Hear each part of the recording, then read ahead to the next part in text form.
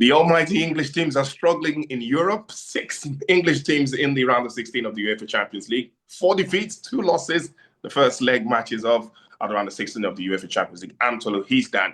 And Dan, only a few weeks ago, we did talk about how England seemingly dominating European football. And now it all seems like the English teams are struggling. The way I want to start this is it that the generality of English football is way better than all of the other leagues? Or is it that some of the better teams in Europe are just better than the best English teams? I think there's a bit of both. I think if you take, say, the top 10, maybe even the top 15 Premier League teams, they're more likely, or they would be in the top 5 or 6 across their European counterparts. So I think the Premier League is strong across the board.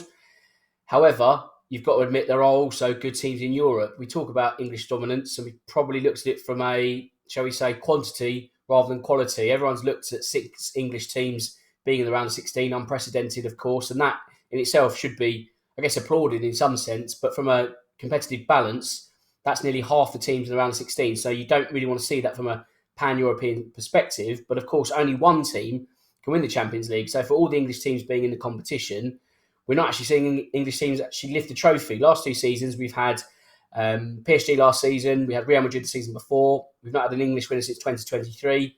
Yes, we've had a tweak in format over these last 2 seasons. So it'd be interesting to see if an English team does get their hands on the trophy this time around. But I think all the kind of the fears of English dominance may be misplaced until we actually get a string of English winners. We're not seeing that. Let's say Real Madrid, like they have in the past, they've won 3 in a row. If an English team wins 3 in a row, we might have to think, okay, maybe the dominance is slanted too much to English teams. But at the moment, with the results we're seeing, it's all about what you do in the most important part of the tournament. It's all very well finishing in the top 8 and assuring a place in the bracket without a playoff game, but then you've got to follow it up. And as we've seen last 2 days, English teams haven't followed it up.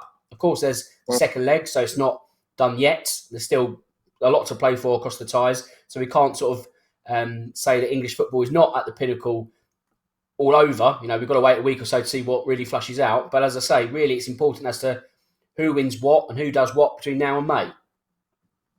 Okay, so we agree. Commercially, the English league obviously has the most money.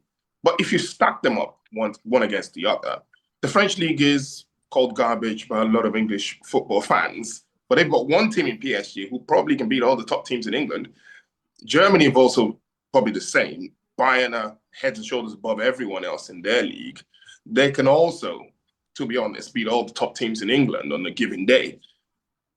They'll argue with you that in Germany, there's only one cup competition, only 18 teams in the league. So they play considerably lesser matches. Same for PSG, who usually get the weekend off when they have Champions League football. Yes, that's a great benefit to both those teams that you mentioned. I think that is also to their strengths when it comes to trying to win the Champions League. Everything's working around them. The FA's helped them in terms of rescheduled matches. When you look at Bayern and the points gap they've already got one hand on the Bundesliga. They don't have to go full pelt each weekend domestically, which then feeds back into European dominance. When you look at an English team, for example, you take any of those 6 teams and every game they play in the Premier League is difficult.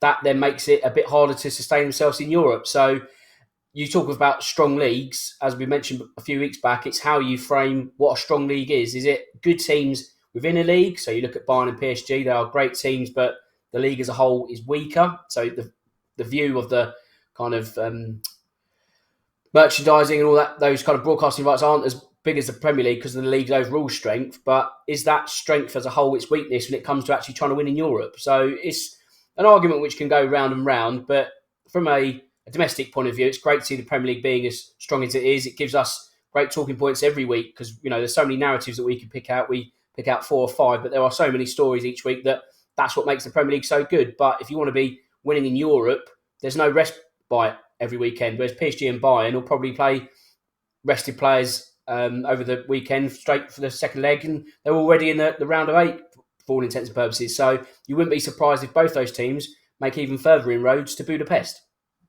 All right, let me ask you one final question before we wrap this up. So you believe, it's a strict question, the English league is the best league in the world? The English teams are the best teams in the world?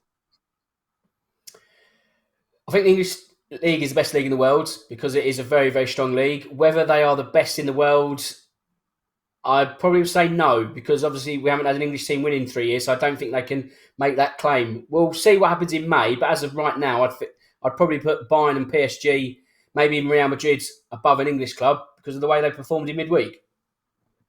All right. Thank you very much, Dan, as always. Thanks, Tolu.